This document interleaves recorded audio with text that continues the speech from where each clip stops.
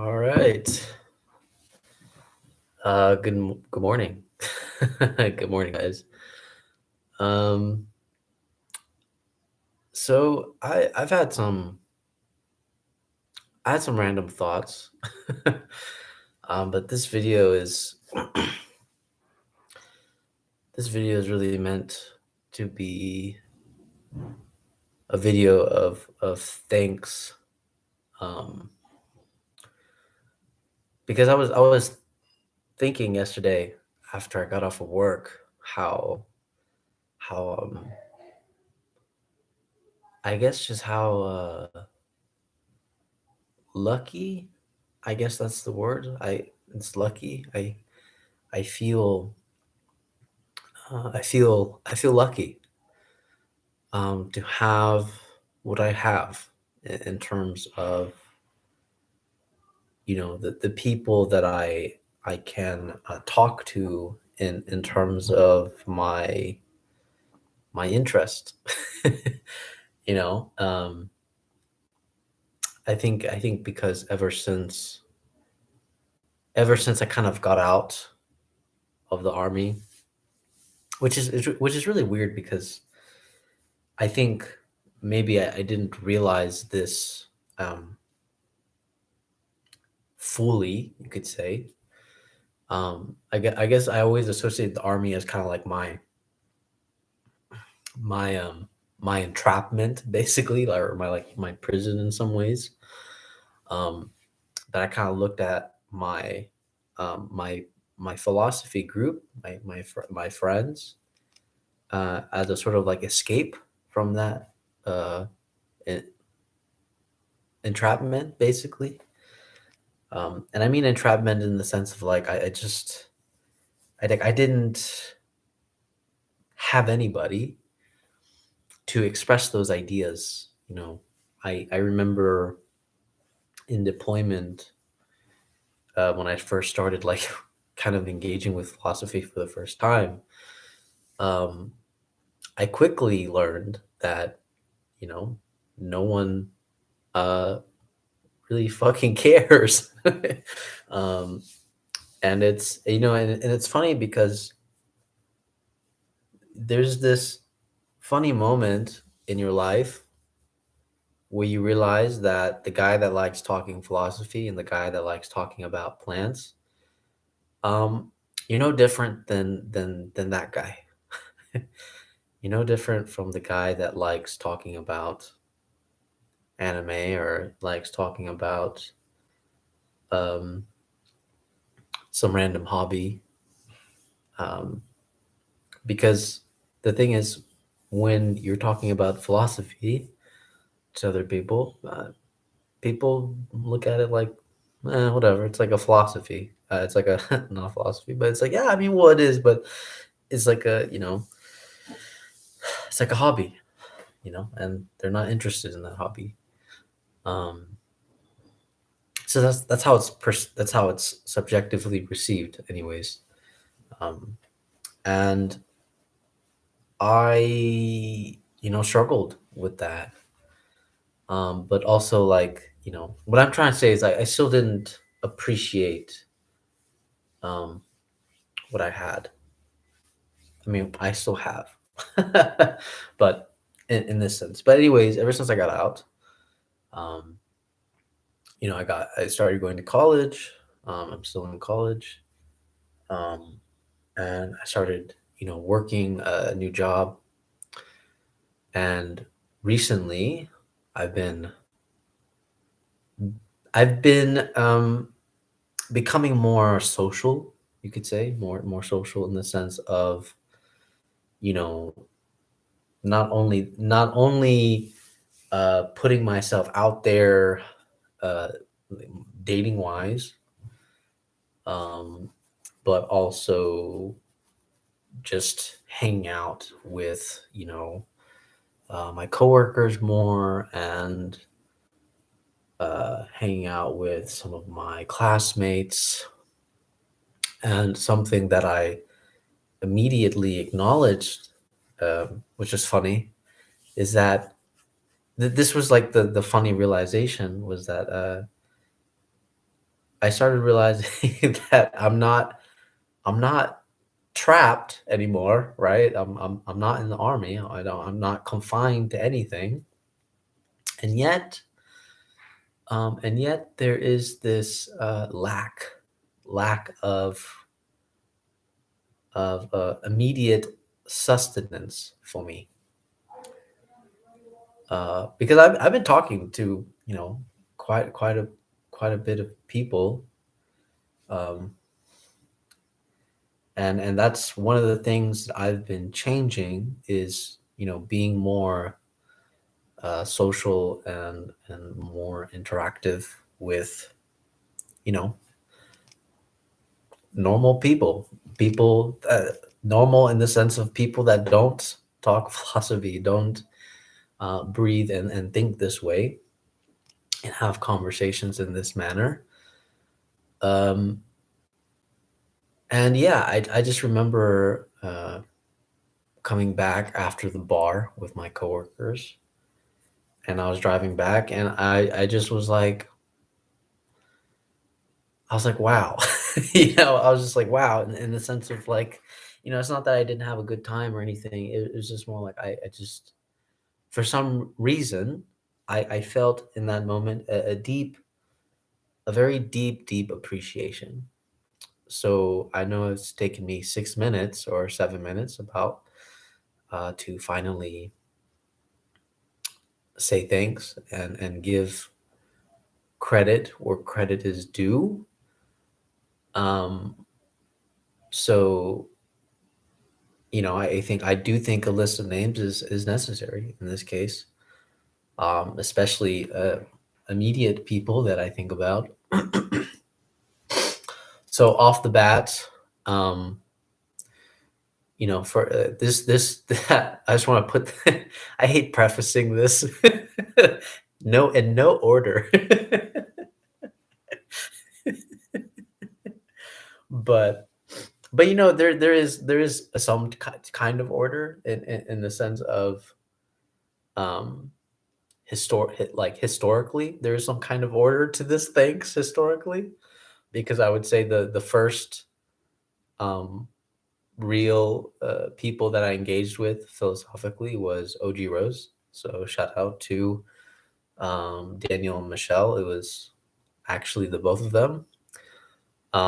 Some of you don't know this, but I think like way, oh my gosh, like so way back, like way back, like um, when I was on, it's called The Other Life now. It's with Justin Murphy. I believe that's his last name. Yeah, Justin Murphy did this, like he made this whole like little kind of small community. It is called The Other Life now, but it was called something else. Anyways, what's really interesting about this is that actually Cadell, I had my first interactions uh, on there in some fashion were actually with Cadell and Daniel Rose, Daniel Gardner.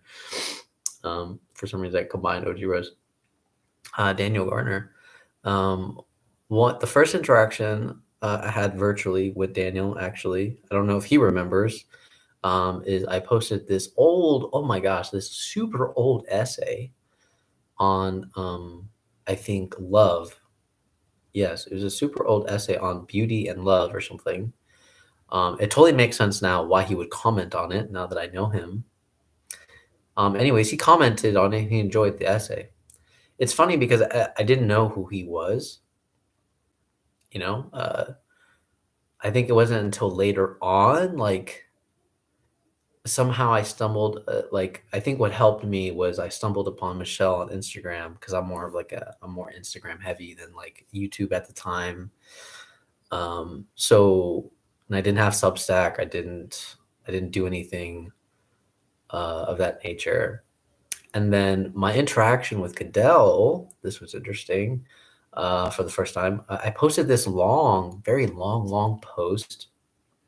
It was, it's funny because I don't really think they're active on these sites anymore. Just like the same way I'm not really active on the site anymore. But anyways, it seems like Justin Murphy's site before it was called Other Life is was helpful. But anyways, my first interaction with Cadell was this long post, and it was kind of like a copy and paste from Henry Corbin critiquing Heidegger. Um, and it was funny because Cadell responded actually, and I forgot what he said, but it was basically like, he was kind of like um, tactfully kind of maneuvering like some of Corbin's critiques on Heidegger. Um, something I always say still to this day, like I still think like Henry Corbin's like the, you know, just unabashedly theological Heidegger. I always still refer to that. It's funny because like Henry Corbin gets attacked for his like non-historical kind of Islamic interpretation, which is fine. I think that's valid, but I always find it interesting that I don't know. I'm more interested in Henry Corbin's interpretation than his accuracy, um, or his validity on historically. Some people, historians, like all I can say is, yeah, historians would have a problem with him, absolutely. But there is something creative about the way he's interpreting history and everything. And but anyways, yeah, that was my first interaction with Cadell. I don't believe I responded to the post the same way I don't believe I responded to Daniel at the time. Maybe I did. I'm not really sure. Um, and then somebody I'm also really happy that I met was Davud Ghazli. Uh, I would say like as of current thought, these are the three figures, and I'm lumping up uh, OG Rose together as one as one unit here. So don't get it twisted. I'm lumping up these three figures: Cadell, Davud Ghazli, and uh, yeah, Cadell, Davud Ghazli, and OG Rose as like the people I genuinely enjoy talking to, and genuinely say to me a lot of pain in terms of uh, I guess just in terms of have just having gifting me the ability to think and voice and critique when there's critique. um I think, yeah, these are the three most honest people I've met. um and I'm really grateful. I am. I really am. uh I think it was through, and I specifically picked these three, because when I look back, uh, it was these three that I have found others as well. Um, so who are these others that I would like to also thank? In kind of like in sequence of meeting Cadell and Boot Gosney and OG Rose is, I've also gotten close with Andrew Luber. So he's another one. Andrew Luber. I've gotten close with Andrew Luber. Um, and through Cadell, I mean, basically Andrew Luber is through Daniel OG Rose. I'm very appreciative for. I think the first time I met Titan, was through Cadell in his Returning to Freud series. So through Cadell, I met Giotti, Chetan. Um, I can't remember. There's some other names, but those two are the immediate ones. And through Davud, I've I've met. Gosh, all of a sudden, the names have just left me. Um, for some reason I can't think of the names, but Davut has also introduced me through the book club. Um, some amazing people, amazing people, um, and so I'm very appreciative of all that. Um, and oh man, how could I forget Samuel Barnes? Samuel Barnes. Uh, Samuel Barnes, if you're watching this, I promise you, I did not mean to put you in this way. Uh, he actually he visited me, actually. So, um, not that that puts anybody behind anybody, but but he did visit me, and I feel bad in ways, because I know that, you know, I think Cadell has been very open on inviting me to, uh, you know, some gatherings, and I know, Ochi Rose also. Gosh, I can't count how many times they have told me to go over there, that it's okay, you know, um, and I know I've promised. I think not explicitly, but I've promised to food. I think at a certain point, in some sense, that I do want to see him, and but yeah, I mean, yeah, there's I am thankful to these three, a lot, because I was able to meet a lot of other people. Um, in many ways, I still look at them as like the three, because I still genuinely feel very close to them, and uh, it's nice in the sense that I don't have to, you don't have to be philosophical in some sense to enjoy the friendship, um, in any ways. I do remember this. I think what kind of showed this, was this brief period of time where, like, I was just like playing chess. You know, I'm still kind of struck by I'm still kind of struck by that odd enjoyment.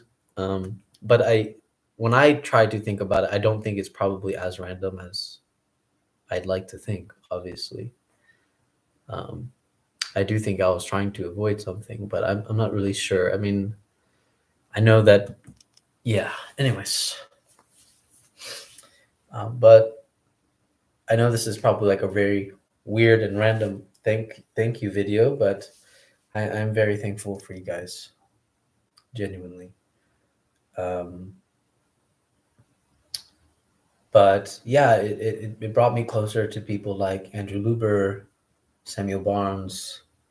Really, I really have enjoyed meeting him. Uh, we had a good time together when he came down here in Arizona. Um, I know Andrew's close by, actually, Andrew Luber. Um, we've gotten somewhat close as well.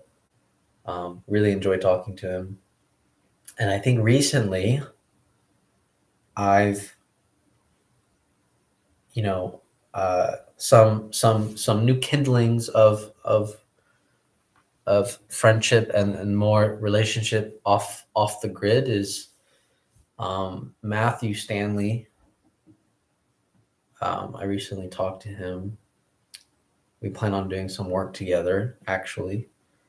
Um, Now I don't know, I don't know if that will actually happen, but Matthew Stanley reached out to me, and the plan is to do some work together.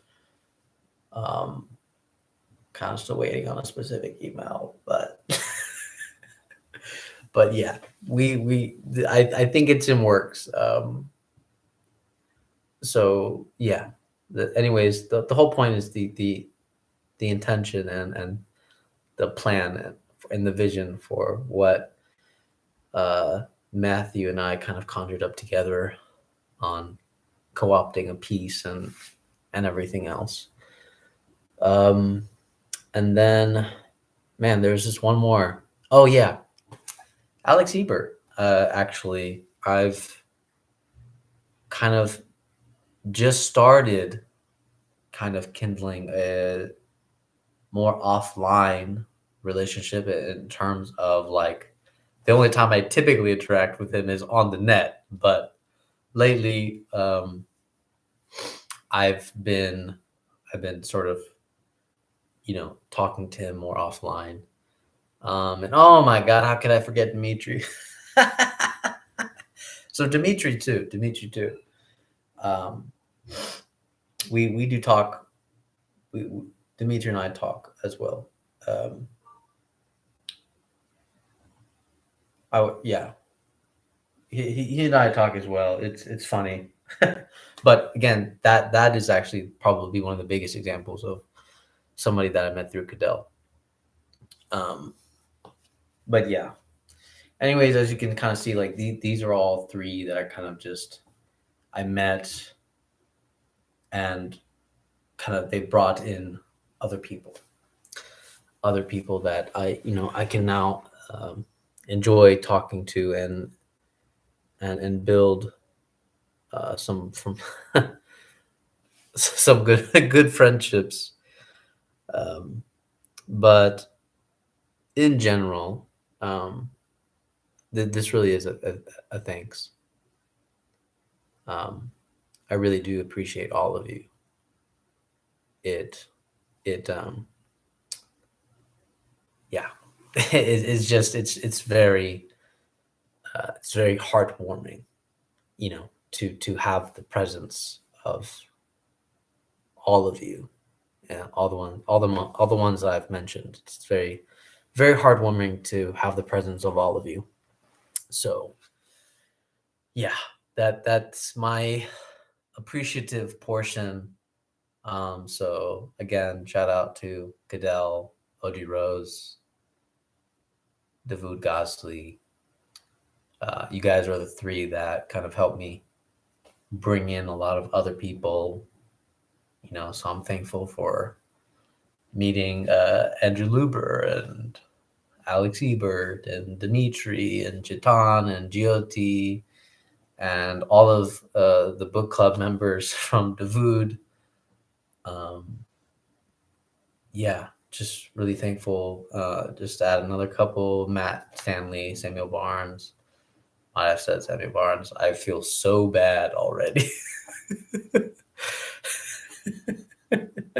I'm like, I don't know. I'm just genuinely like a bad, like I don't have like favorites per se. Like I'm just not like somebody that's like that. But I do notice people that I like gravitate towards. Um so and I think it's all the people that I've mentioned. And that's really when I want to give thanks to.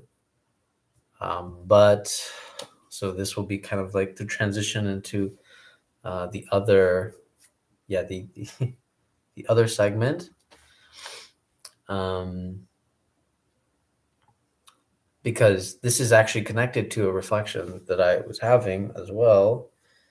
Um, lately, I don't know why I feel like it's been like this way, but like ever since I've been going out more, with like my coworkers and like my classmates and stuff, and um, my best friends, they're very adamant about me like finding a relationship. So they're like, they're very happy that like I'm putting myself out there. I'm hanging out with my coworkers. I'm going out with my classmates. I'm talking to specific people, um, entertaining like possible relationships, not just friends, but also possibly romantic ones. Um, and something that always gets brought up is like the concept of like, you know, are you okay? Like these are questions that get asked like, are you okay with like possibly not having kids? You okay with, all this other stuff? Um,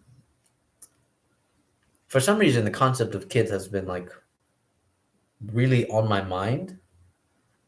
Um, and it suddenly, like, I don't know if this, I mean, I guess it would be like an epiphany. Like, right before I went to bed, it, it just sunk into me that I said, because I had been kind of hinting it to my friends. I mean, I had been kind of saying explicitly, I've been saying, like, for a while, I had been certain that I want kids. I had been certain of this concept. Like, it's almost been like no question, no question, like no questions asked. I want to be a father. I want to have kids, and so on, right? But then it dawned on me that I think my wanting kids and me wanting to be a father is actually not my desire. And this is probably the most Lacanian take, is that it's probably not my desire. Um, it's always the other's desire. Um, because I started thinking about how I would feel I would feel almost ashamed or embarrassed or sad. I don't really know. It feels like a combination of those emotions. Of one, my mother not being able to have grandchildren, right? Um, and I think the last podcast that I put out kind of really goes into depth about like my family and like my fears and everything else. So if you haven't heard that one, then it's called philosophy. It's like it's I think it's called like philosophy and commitment, or on philosophy and commitment, something like that. But I would suggest listening to that before you kind of tune in, or maybe watch this and then listen to that afterwards to kind of get the more bigger context. But there's specific reasons for um, why I can't just like lean on my brother as like the hope to maybe, because I do think it's funny that I would say that I would be like, oh well, at least if my brother could have kids, then like it's okay if I don't. Like I can accept that, right? But then it dawned on me that because my brother has already kind of prevented that in some ways, uh, it's up to me, right? And one, I noticed that I'm putting the responsibility on myself to carry the family line or something like that. And then, I remember talking to my mother, and my mother was telling me like, oh, like, you know, she's like, you need to go through the experience of like having children, being married, like, before you like find somebody that's already been through those things, essentially. She's like, you don't have to go through those things. In some ways, she's right. I don't have to go through those things. Um, but then also there's the other counter, which my friends propose. It's like, I don't also have to do that narrative either. I don't have to do that. Um, but anyways, the whole point is that because I grew up without a father, essentially, I started thinking. I said, is that why? Is I, this is the part. This is the very like epiphany moment. I said, is that why I want to have kids? As like, is that why I want to be a father? Is that why? Like the idea that I have some type of fear that if I don't become a father, I can't prove my father wrong in some ways. And when I said those words to myself, it did actually kind of go like, oh yeah, like maybe that is still something, and maybe I'm still living my life um, unconsciously. I would say it has to be unconsciously because to me this came out of nowhere. I don't consciously think about these things, but it does feel like unconsciously I am living my life as if I'm trying to prove my father wrong. And by proving my father wrong, obviously, is, you know, being in a committed relationship, becoming a father, having children.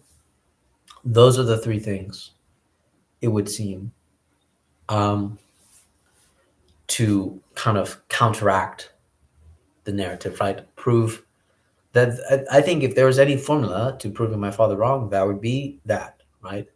And it's funny because there's nothing that my father is looking for to be disproved, but it's more like this idea of like this hesitancy of like, I mean, proving in the sense that I don't become like him, right? Um, and it's interesting that it's those three things, right? But it's true, right? Like because my father kind of didn't raise us, and in some sense he didn't have children, and I'm kind of trying to see how my unconscious is interpreting this. I'm just kind of shooting in the dark here, but it does seem like I am associating in such a way that if I don't have children, I'm like my father, right? Even though my father did technically have children, right? Um, but he had children and yet wasn't there. So it's like he didn't have children. So I I think that's how my unconscious is associating this event. And so I all of a sudden get scared or afraid that if I can't have children, then I can't be a father. I can't prove my father wrong.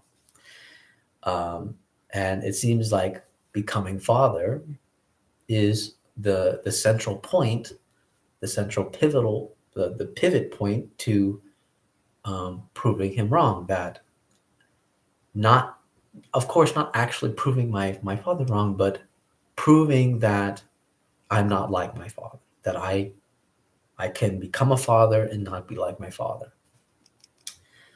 Um, so that's the thing. Um, and the other one was the concept of like committed relationships. Um, that's the other thing. Now that specific theme, committed relationships, is a little bit, that one's more complicated for sure. But yes, I would associate a lack of committeds as not being like my father. But I would like to twist and turn the narrative because I've started to see that I don't need to necessarily pursue the opposite of what my father was to not be like my father. What does that mean? Something my best friends tell me is that I think one of them actually, no, they actually haven't met my father, but um, one of them expressed to me. They said, um, I've heard the descriptions of your father, and you're nothing like him, right? So for them, it doesn't matter what I do. I'm already not like my father, and this was a very touching moment for me because I think I think that has been like a real genuine like phobia for me. Uh, and I think I think a part of that fear is like why I also wanted to rekindle with my father, because I noticed that if obviously, I mean, this is like a common trope in father son kind of like fractures. that the more the son hates the father, the more the son becomes like the father, basically. It's like the most common trope. um, so I made efforts to rekindle and establish a good relationship. And I would say, it is a good relationship now. Um, but it seems like there's still that imaginary father, the imaginary father that still haunts me in a way. Because my dad, I mean, my dad, he's not saying this stuff to me. Of course, he says stuff to me like, "Oh, I hope you never get married." But again, my if you knew my father, like, that takes context. Like, he's always like joking and playing around. And I know in some ways, of course, he doesn't want me to get married because I mean, he's a little selfish. I mean, that's all I gotta say. If I'm being honest, he's a little selfish, so that's why. So, um, I would never take it personally in some sense about him. I wouldn't interpret that as him not wanting me to have a good life, um, or anything like that. Um, I think, it's because he interprets it the opposite way. He thinks that, you know, having those commitments is probably what made his life worse or something. I don't know. It's hard to understand that man sometimes, but it's specifically more hard to understand him now that he has Parkinson's. So in some ways, he's not really all together, like he used to be. So that's why it's like the context is missing. Like, you can take that with a grain of salt, and I typically do. Oh man, he's a funny man. Um, but but yeah, so that's why his advice on, like, not getting married or anything like that, I always throw out the window. But I do think this imaginary father that does haunt me. It definitely haunts my life, for sure. It definitely does. And I think I really have realized for the first time that, um, I don't I don't have to have children. I don't have to, and I don't have to become a father. I don't have to become any of those things to prove my father wrong. I don't have to, and I think that was the most emotional most emotional self realization in this whole video, and that not last night for me. That was something that I realized I didn't have to choose. Like, that's something I don't have to become. I can still be someone that is not like my father, and yet not be those, like, not have children, and not be a father, right? I don't have to, so I guess, I mean, I say all this stuff, to express that I have not been thinking about the other ways of not being like my father, because I typically been associating, like, what my father lacked as that's what I need to be. That's what I need to be, right? Like, what my father lacked, that's what I need to be. And yet that kind of, like, drove my identity in many ways. It drove my identity. And I'm not gonna lie, like, my mother kind of, like, to no blame of her own, she kind of framed that identity for me in some ways, right? Like, constantly I grew up, like, the most common phrase was like, when my mother would get frustrated with me, she would say stuff like, "You're just like your father," right? Um, of course, that would cause, like, a kind of, like, emotional frustration for myself, because, like, that's obviously that's not what you want to hear.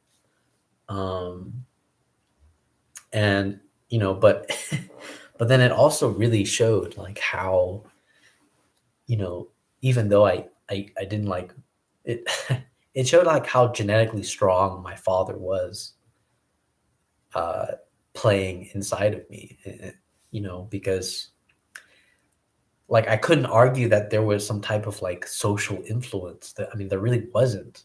Like again, my father was mostly absent, and yet my mother would catch me like doing similar actions that I didn't even know my father did, and be like, "Look, like this is what your father used to do, and I hate this." Um, and so I think that's actually what initiated me to get closer to my father and get to know him because, um, you know, like, y- yeah, I don't know where I was going with that, but yeah, yeah. So, anyways, I say all this to to kind of share this realization, um, that a lot of my identity has been driven on this, driven this way.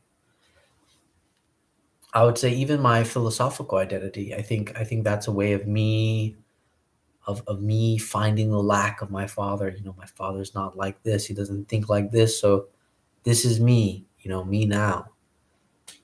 Um, of course, I mean it's not obviously that simple in terms of like, oh yeah, this is you know my mother framed my identity and my father negatively framed my identity as well. Is But there is like, of course, like a real genuine enjoyment that I have uh with doing philosophy and reading. But I would be lying to myself if I didn't say that actually my identity has been framed from the beginning. And this is obviously very Lacanian, by my mother. My mother saying, you're just like your father, and obviously that drove me to not to strive to be not like my father, because those were the intentions of her words. And of course, I didn't like hearing those words, so I'm like, yeah, I don't want to be like that. Um, but I noticed that a lot of my fears and phobias are those things. Like, what is it that my father lacks? He lacks being a father. He lacks having children in the sense of like he wasn't there, so he didn't technically have children. And the concept of commitment, like commitment is like the biggest one. Like I feel like if I can't commit to something, then I'm just like my father. And like that is something that like constantly haunts me. That is like the most Lacanian uh jouissance of the other. Like that is the most like desire and law in one. Like I can't be like my father. Uh it is like the most like haunting thing. Like the notion of commitment is like the most haunting theme of my life. Um because it feels like if I cannot commit, uh then I'm just like my father. But the other two, the notion of actually becoming father and having children, um, that again, like those two also drive my fear in my identity. And this is like this is why I still feel like it's really the imaginary father that haunts me.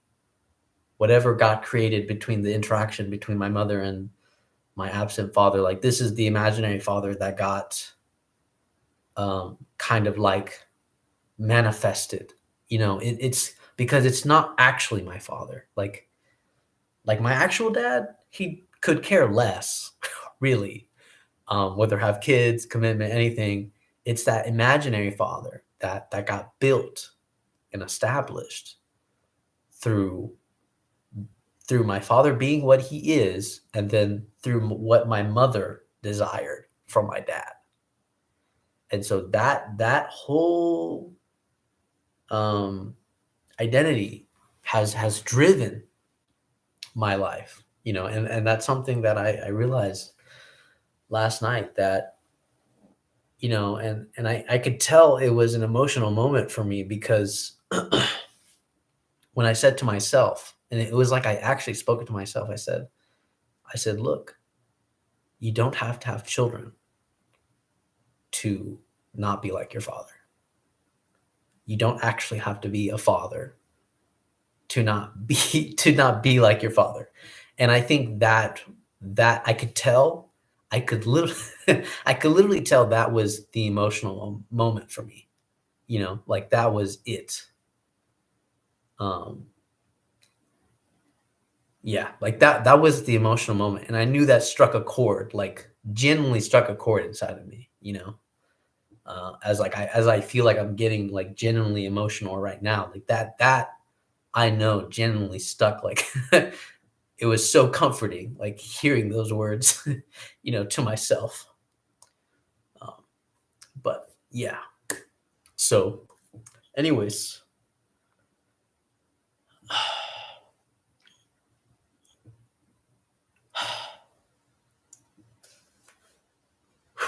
yeah, uh, yeah, yeah,